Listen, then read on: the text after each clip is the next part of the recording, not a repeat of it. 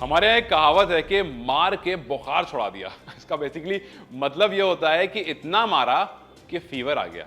जी हाँ, और ये कहावत बिल्कुल सही बैठती है रिंकू सिंह के ऊपर। वो इसलिए मारा रिंकू सिंह नहीं है, मारता रिंकू सिंह है। और वो इसलिए कह रहा हूं मैं क्योंकि जब रिंकू सिंह ने 5 बॉल में 5 छक्के मारकर यश दयाल के सामने, यश दयाल को जब 5 बॉल में 5 छक्के मारे थे तो यश दयाल को फीवर हो गया था, काफी दिन तक वो बीमार थे। अब वो रिलेशन या किसी को इंसल्ट करने का मैटर नहीं है। यहाँ पर बात सारी ये है कि रिंकू सिंह जिस तरह से ओवर द टाइम ग्रो कर आए, जब से रिंकू सिंह ने वो 5 बॉल में 5 छक्के मारे हैं गुजरात टाइटंस के खिलाफ, तब से वो रिंकू से दी रिंकू हो गए हैं। और तब से ये कहा जाने लगा है कि रिंकू में धोनी दिखता है।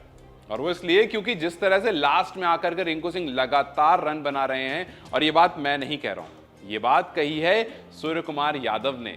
अब मैं स्टेटमेंट बताता हूं, आप मुझे बताइए कि वो किसके बारे में बात कर रहे थे।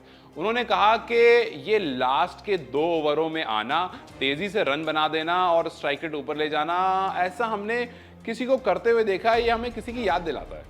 कौन वो खिलाड़ी था जो लास्ट में आकर के 12-15 बॉल खेलता था, मैच को कहीं से कहीं और लेकर चला आता था, लास्ट में काफ़ी सारे रन बना देता था? वो उसी की बात कर रहे हैं। आप मुझे कमेंट में नाम बता दीजिएगा। ठीक है, वापस से आते हैं। तो जिस तरह से रिंकू ने 5 बॉल में 5 छक्के मारे गुजरात टाइटंस के खिलाफ, उसके बाद आप रिंकू रिंकू बहुत रिंकू के नाम होने लगे। फिर उसके बाद एक बार फिर से एक मैच में उन्होंने उस तरह का कुछ कारनामा किया। हालांकि उस मैच में जीत नहीं पाए थे, लेकिन फिर भी रिंकू ने ऑलमोस्ट केकेआर को जीत दिला दी थी। और उसके बाद T20 लीग आती है, आईपीएल खत्म होता है, रिंकू का नाम बहुत बड़ा बन जाता है। फिर उसके बाद रिंकू और मेहनत करते हैं। फिर यूपी की T20 लीग आती है, उसमें सुपर ओवर में एक बार फिर हमें जलवा देखने को मिलता है।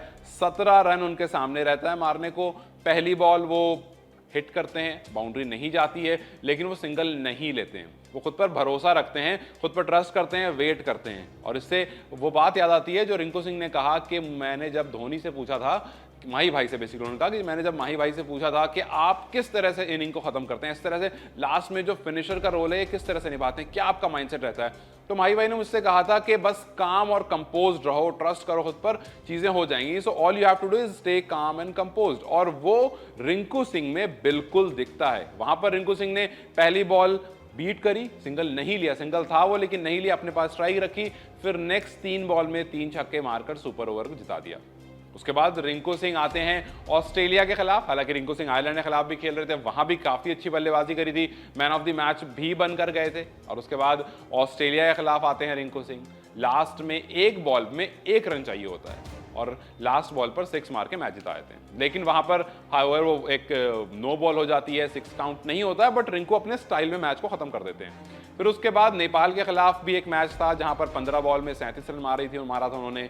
वो भी एक बहुत मतलब एक्स फैक्टर बताता है उनका। फिर उसके बाद हाल ही में एक मैच हुआ जिसमें 9 बॉल में, केवल 9 बॉल में 31 रन, अराउंड 350 के स्ट्राइक रेट से रन मारते हैं। और जहां पर ऐसा लग रहा था कि मैच में इंडिया 200 के आसपास चली जाएगी, वहां 235 के आसपास का स्कोर बना देते हैं।